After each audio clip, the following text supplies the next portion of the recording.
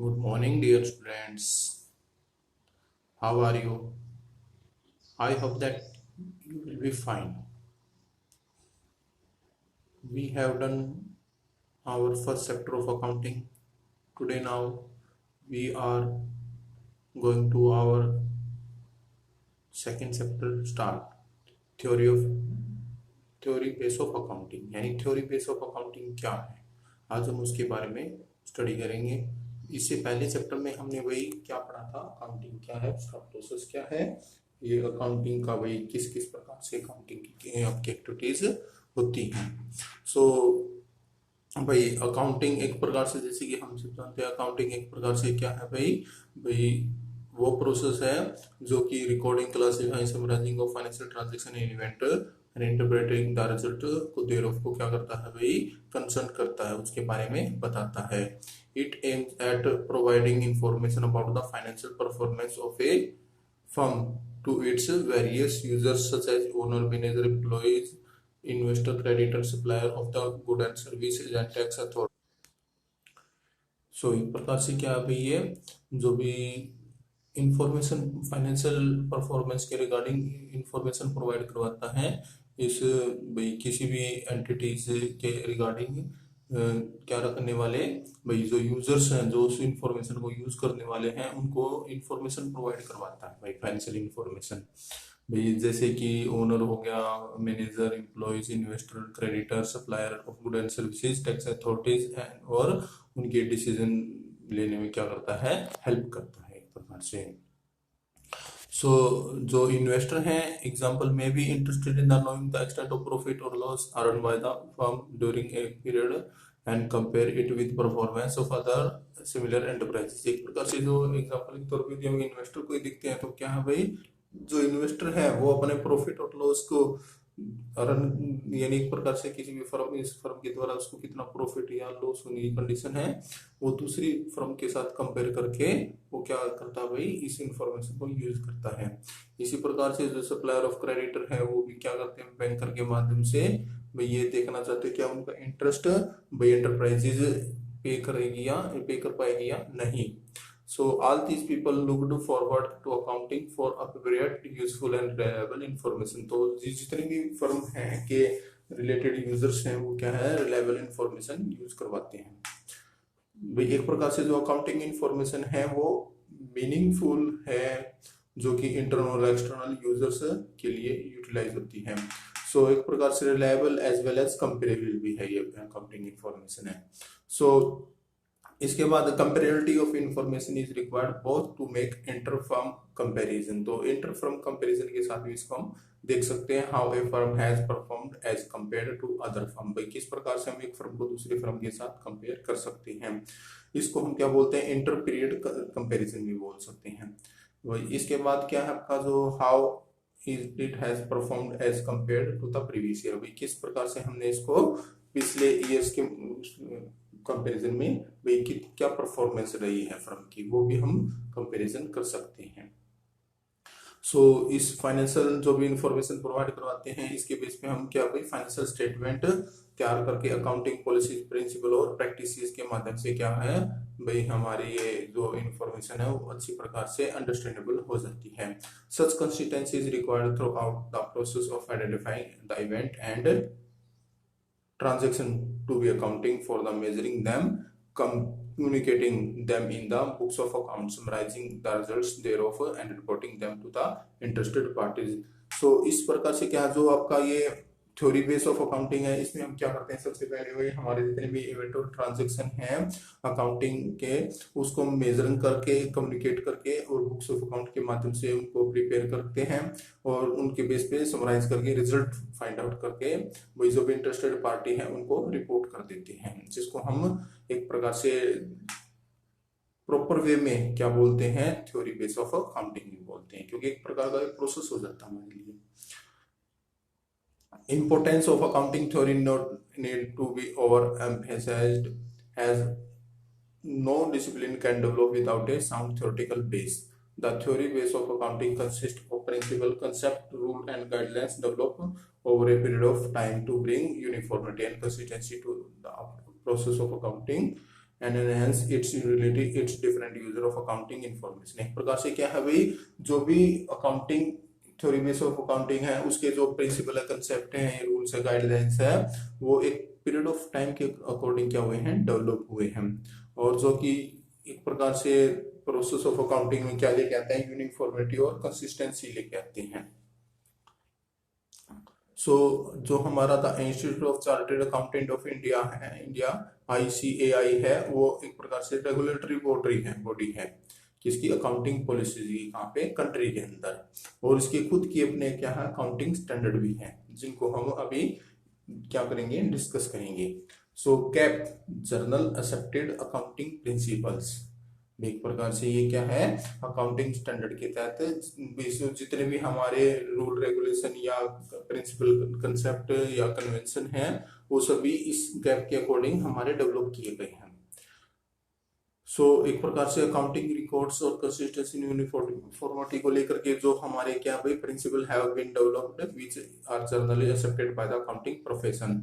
These rules are called by different names, जो अलग अलग काइंड्स के जो रूल्स रेगुलेशन हैं वो एक प्रकार से क्या किए गए हैं, एक्सेप्टेड किए गए हैं, किसके द्वारा, वो जर्नल एक्सेप्टेड अकाउंटिंग प्रिंसिपल के द्वारा। The term principle has defined by AICPA as a journal law or rule adopted or professed as a guide to action, a settled ground or basis of conduct of practice. The word generally means in a general manner pertaining to many persons or cases or occasions. Thus, generally accepted accounting principle refer to the rule or guidelines adopted for recording and reporting of business transaction in order to bring uniformity in the preparation and presentation of financial statement। एक प्रकार से क्या है, जो gap है, जो principal accepted accounting principle है, general accepted accounting principle है, वो एक प्रकार से क्या है, रेफर करते हैं उन रूल और गाइडलाइंस को जो कि अडॉप्ट किए गए हैं क्या करने के लिए, रिकॉर्डेड और रिपोर्ट करने के लिए किसी भी बिजनेस ट्रांजेक्शन को, जो कि किसी भी बिजनेस ट्रांजेक्शन के लिए क्या करते हैं, यूनिफॉर्मिटी करके प्रिपेयर करते हैं। फॉर एग्जाम्पल के लिए one of the important rule is to be recorded all transaction on the basis of historical cost. जैसे एक रूल है, जितने भी हमारी ट्रांजेक्शन है रिकॉर्ड की जाती है क्या, वो हिस्टोरिकल कॉस्ट के बेस पे की जाती है, ताकि वही जो भी डॉक्यूमेंट्स हैं वो वेरीफाइड किए जा सके, चाहे वो cash received for money paid के रिगार्डिंग क्यों ना हो। The bring in objective in the process of recording and makes the accounting statement more acceptable to various user। भाई जो भी हमारे क्या कहते हैं प्रोसेस है किसके रिगार्डिंग, रिकॉर्डिंग एंड जो अकाउंटिंग स्टेटमेंट तैयार करने की रिगार्डिंग है, वो अलग अलग प्रकार के रूल्स एक्सेप्टेड करता है, अलग अलग वेरियस यूजर्स के लिए उनके अलग अलग ऑब्जेक्टिव भी तैयार करके दिखाता है। सो इसी के बेस पे हम भाई ज्यादा उसको भाई वो ना देखते हुए, तो गैप के बस इतना ही है हमारा लिए इम्पोर्टेंट है, क्योंकि ये रूल्स एंड आपके जो भी प्रिंसिपल है, कन्वेंशन है, उसके बेस पे ये तैयारी करके दिखाता है। और लॉन्ग पीरियड टाइम का जो बेसिस है, पास्ट एक्सपीरियंस, यूजेस और कस्टम स्टेटमेंट है, वो एक प्रकार से इंडिविजुअल और प्रोफेशनल बॉडी के माध्यम से, गवर्नमेंट एजेंसी के माध्यम से प्रिपेयर किए जाते हैं। These principles are also referred as a concept and convention. The terms concept refers to the necessary assumptions and ideas which are fundamental to accounting practice, and the term convention connects custom and tradition as a guide to preparation of accounting statement. In the practice, the same rule and guideline have been described by one author as a concept by another author। एक प्रकार से क्या है भाई, जो आपका concept है किसके रिगार्डिंग और कन्वेंशन के रिगार्डिंग है, वो उनके लिए क्या है भाई, नेसेसरी एग्जेप्शन और आइडिया को क्या करता है, फंडामेंटल अकाउंटिंग प्रैक्टिस के माध्यम से प्रिपेयर करता है, और उसको भी करेक्ट करके रखता है कस्टम और ट्रेडिशन के साथ, ताकि वो अकाउंटिंग स्टेटमेंट को टाइम टू टाइम गाइड करता रहे प्रिपेयर करने के लिए। सो इसमें हमारा अब नेक्स्ट वो जब हम देखते हैं क्या भाई, बेसिस अकाउंटिंग कंसेप्ट है भाई, इसमें चैप्टर में हम ये स्टडी करेंगे बेसिस अकाउंटिंग कंसेप्ट। भाई हमारे कुछ बेसिस अकाउंटिंग कंसेप्ट भी हैं जो किसी भी क्या करते हैं भाई, फंडामेंटल आइडिया और बेसिक एसेशन के लिए थ्योरी और प्रैक्टिस की मदद से फाइनेंशियल अकाउंट को प्रिपेयर करके दिखाते हैं। सो इसमें हमारा इंपॉर्टेंट कंसेप्ट जो है, जैसे बिजनेस एंटिटी है, मनी मेजरमेंट है, गोइंग कंसर्न कंसेप्ट है, अकाउंटिंग पीरियड है, cost dual aspects, revenue recognition realisation जिसको बोल सकते हैं हम, matching, full disclosure, consistency, conservatism, prudence, materiality, objectivity. एक प्रकार से क्या हमारी ये कुछ 10 लगभग कंसेप्ट है हमारे। सो फर्स्ट जो हमारा इसमें है business entity concept. The concept of business entity assume the business as a distinct and separate entity for its member. एक प्रकार से जो बिजनेस एंटिटी कंसेप्ट का सबसे क्या पहले अज्यूम करके चलते हैं, इमेजिन करके चलते हैं, जो बिजनेस है वो डिस्टिंक्ट है और सेपरेट है किससे, उस कंपनी जो भी बिजनेस के ओनर से। सो पर्पस ऑफ अकाउंटिंग इसका क्या है भाई, बताता है जो बिजनेस और इसके ओनर है वो टू सेपरेट एंटिटीज हैं। सो इसी को माइंड में रखते हुए कोई भी पर्सन है वो जो भी money, some money as capital into his business in accounting records is treated as liability of the business to the owner. एक प्रकार से जो कोई भी इसमें भी जो भी अपना पैसा इन्वेस्ट करता है वो एज ए क्या हो जाती है भाई, उसकी लायबिलिटी हो जाती है उस बिजनेस के लिए, जो भी उस बिजनेस में वो अपनी कैपिटल इन्वेस्ट करता है। So one separate entity owner is assumed to be given money to another distinct entity. Similarly, which when the owner withdraw any money from the business for his personal expenses, it is treated as a reduction the owner capital and consequently a reduction in the liability of the business। एक प्रकार से जब भी कोई business man है या owner है company का अपने पर्सनल यूज के लिए पैसा विड्रॉ करता है, सो उसको हम क्या कहते हैं, ओनर की कैपिटल भी रिड्यूस होने लग रही है, साथ साथ में बिजनेस की लायबिलिटी भी कम होने लग रही है। क्योंकि लायबिलिटी क्या होता है, बिजनेस की बिजनेस में पैसे लगते हैं और जो कोई बिजनेस का ओनर है अपने खुद के पर्सनल खर्चे के लिए, एक्सपेंस के लिए फर्म से पैसे निकालता तो वो भी लायबिलिटी होती है बिजनेस के लिए। सो इसके रिगार्डिंग अब हम क्या देखेंगे भाई, इसमें केवल इतना ही है हमारा जो फर्स्ट था बिजनेस एंटिटी कंसेप्ट में भाई, ये सेपरेट होता है बिजनेस किससे भाई, उसके ओनर से भाई, क्योंकि इसका अपना खुद का ही क्या होता है, अपना नेम और फेम होता है बिजनेस एंटिटी का, और इसके ओनर से इसकी सेपरेट ये दो एंटिटी की तरह काम करते हैं बिजनेस और ओनर। सो नेक्स्ट है हमारा money measurement concept. Money measure concept क्या है भाई, एक प्रकार से केवल उन्हीं ट्रांजेक्शन और हैपनिंग को ऑर्गेनाइजेशन के अंदर एक्सप्रेस करके दिखाता है जो कि मनी टर्म में हो, जिनको केवल मनी के अंदर ही मेजर किया जा सकता है इसमें केवल, सच जैसे कि सेल ऑफ गुड और पेमेंट ऑफ एक्सपेंस और रिसिप्ट ऑफ इनकम। भाई जिस प्रकार से हमने भाई गुड्स को भाई सेल किया है, पेमेंट की, एक्सपेंस की या इनकम रिसिप्ट की है, सो एक प्रकार से बुक्स ऑफ अकाउंट के अंदर रिकॉर्ड किए जाते हैं। भाई इस प्रकार की जो भी ट्रांजेक्शन और हैपनिंग है वो क्या होती है भाई, cannot be expressed in the money term. For example, the appointment of a manager, capabilities of its human resource or creativity of its research department or image of organization among people in the journal don't find a place of accounting record पे। भाई इनको हम record नहीं कर सकते हैं accounting book के अंदर, जैसे किसी मैनेजर को अपॉइंट कर दिया या किसी मैनेजर को भाई रिलीव कर दिया, या भाई ह्यूमन रिसोर्स की कैपेबिलिटीज क्या है, रिसर्च डिपार्टमेंट की क्या वो कंडीशन है, सो हम इसको नहीं इंक्लूड कर सकते हैं। अनदर इम्पोर्टेंट एस्पेक्ट्स क्या है भाई हमारा मनी मेजरमेंट का, कि ये रिकॉर्ड ट्रांजैक्शन जो है केवल फिजिकल यूनिट्स को ही माइंड में रख के, यूनिटरी यूनिट्स को माइंड में रखकर कार्य नहीं करता है। फॉर एग्जांपल एन ऑर्गेनाइजेशन में on a particular day have a factory on a piece of land measuring 2 एकड़, office building contain 10 rooms, 30 personal computers, 30 office chair and table, a bank balance of 5 lakhs, raw material weighing 20 tons and 100 cartoon of finished goods। ये क्या केवल money measurement के उसमें नहीं आते हैं, जब तक इनका भाई हम एक प्रकार से प्राइस फाइंड आउट नहीं कर लेते हैं तब तक ये मनी मेजरमेंट में नहीं आएंगे। सो इसके बाद हमारा नेक्स्ट है कोई कंसर्न कंसेप्ट। कोई कंसर्न कंसेप्ट में क्या है, जो बिजनेस फर्म है वो अपना continue carry out its operation indefinitely. वो क्या है भाई, कोई भी बिजनेस जब अपना बिजनेस स्टार्ट करता है तो वो लॉन्ग टाइम के लिए बिजनेस को सेटअप करना चाहता है। सो वो हमेशा क्या चाहेगा कि फ्यूचर में उसका जो फोर्सिएबल जो है लिक्विडिटी हमेशा ही क्या है लॉन्ग टर्म तक बनी रहे। द इम्पोर्टेंट एजम्पशन क्या है इसमें, अकाउंटिंग में प्रोवाइड्स करवाता है very basis for showing the value of asset in the balance sheet. भाई इसमें क्या है भाई, जो भी असेस्ट की वैल्यू है वो लगातार शो होती रहनी चाहिए बैलेंस शीट के अंदर। एन असेस्ट में भी डिफाइन है बंडल ऑफ सर्विस। एक प्रकार से क्या है असेस्ट की इसको हम डिफाइन कर सकते हैं, बंडल ऑफ सर्विस की फॉर्म में भी डिफाइन कर सकते हैं। जब purchase of an asset, for example भाई कोई भी एक एसेट परचेज की जाए, जैसे personal computer for a sum of 50,000 which what we are buying really it is service of computer that we sell getting over its estimated life span से 5 years. It will not be fair to charge the whole amount of 50,000 from the revenue of the year in which the asset is purchased.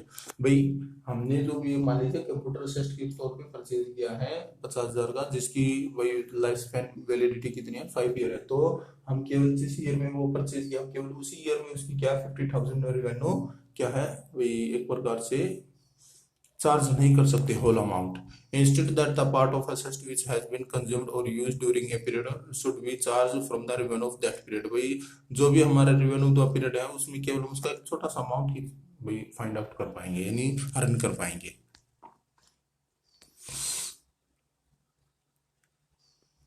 यदि average period के base पे हम देखते हैं तो 10,000 every year के base पे हम प्रॉफिट एंड लॉस अकाउंट में ही इसको भाई एस्टिमेट कर पाएंगे लाइफ ऑफ स्पेन में कंप्यूटर की. नेक्स्ट वन है अकाउंटिंग पीरियड कंसेप्ट.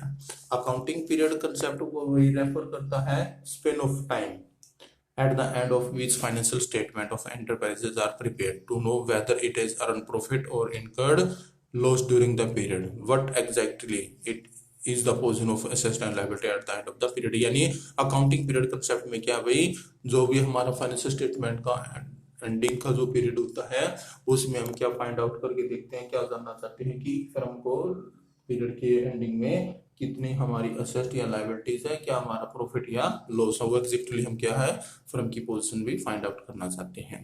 सो इस इंफॉर्मेशन के बेस पे जो डिफरेंट यूजर्स हैं वो रेगुलर वे में क्या करते रहते हैं भाई अपने पर्पज के लिए इंफॉर्मेशन को यूटिलाइज करते रहते हैं और फाइनेंशियल रिजल्ट के बेस पे ये जानना चाहते हैं क्या फर्म के अंदर उनको आगे इन्वेस्टमेंट करना चाहिए या नहीं करना चाहिए. जो कंपनी एक्ट है हमारा 2013 और द इनकम टैक्स एक्ट 1961 है वो क्या करता है भाई income statement should be prepare आपकी एनुअली होनी चाहिए. जो भी इनकम स्टेटमेंट जो भी तैयार होती है ना कि एनुअली तैयार होना चाहिए. In case of certain situation preparation of interim financial statements become necessarily. Example के माध्यम से at the time of retirement of A partner the accounting period can be different from 12 months period. भाई जो भी हमारा अकाउंटिंग पीरियड है चाहे वो किसी टाइप का है, एडमिशन ऑफ पार्टनर का रिटायरमेंट ऑफ पार्टनर का हो, वो हमारा 12 महीने का होना चाहिए, 12 months का होना चाहिए पीरियड वो. So apart from these companies whose share are listed of the stock exchange are required to publish quarterly result as a certain profitability and financial position of at the end of every 3 months period. भाई हर महीने के 3 year में क्या है ये आपकी profit और financial position को सॉर्ट करना होता है जो भी कंपनी आपकी स्टॉक एक्सचेंज में लिस्टेड है. सो आपका ये टेस्ट योर अंडरस्टैंडिंग फर्स्ट है, इसको भी एक बार आप करके देखिएगा. नेक्स्ट पॉइंट है आपका कॉस्ट कंसेप्ट. कॉस्ट कंसेप्ट क्या होता है भाई जितने भी ऑल असेट और रिकॉर्डेड है in the books of accounts at their purchase price which includes cost of acquisition, transportation and installation and making the asset ready to use. एक प्रकार से क्या है कॉस्ट कंसेप्ट भाई जितने भी असेट जो भी रिकॉर्ड किए बुक्स ऑफ अकाउंट्स के अंदर उनका परचेजिंग प्राइस हम इसमें कॉस्ट ऑफ कंसेप्ट में इंक्लूड करते हैं. जैसे कितनी कॉस्ट ऑफ एक्विजिशन थी, ट्रांसपोर्टेशन का क्या है, इंस्टॉलेशन और मेकिंग असेट को रेडी टू यूज करने के लिए कितना कुछ लगा, वो सब कुछ इसमें भी क्या करते हैं हम नोट करते हैं. To illustrate, on June 2005 an old plant was purchased for 50 lakhs by Shiva Enterprises. भाई जून 2005 में एक प्लांट जो परचेज किया गया है 50 lakhs का किसके द्वारा शिवा एंटरप्राइजेस के द्वारा. which is into the business of manufacturing detergent powder. भाई एक प्रकार से क्या है जो भी बिजनेस एंटरप्राइजेस है डिटर्जेंट पाउडर उसके मैन्युफैक्चरिंग किया जिसने की. An amount of 10,000 was spent of transporting the plant factory site. In addition, 15,000 was spent on repair for bringing the plant into running position and 25,000 on its installation. With the total amount of the plant was recorded in the books of account would be sum of all these 50 lakhs 50,000. आपका जितना भी उसका extra वही old plant purchase किया था उसके installation को लेकर के, उसके भाई रिपेयरिंग को लेकर के, उसके भाई एक प्रकार से ट्रांसपोर्ट्स को लेकर के जितना भी एक्सपेंस हो वो सब कुछ बुक्स ऑफ अकाउंट के अंदर रिकॉर्ड किया जाएगा. सो क्योंकि आपकी ये टोटल कॉस्ट है भाई इसमें फर्म के अंदर जरूर रिकॉर्ड होती है हमारी. नेक्स्ट आपका ड्यूअल एस्पेक्ट कंसेप्ट.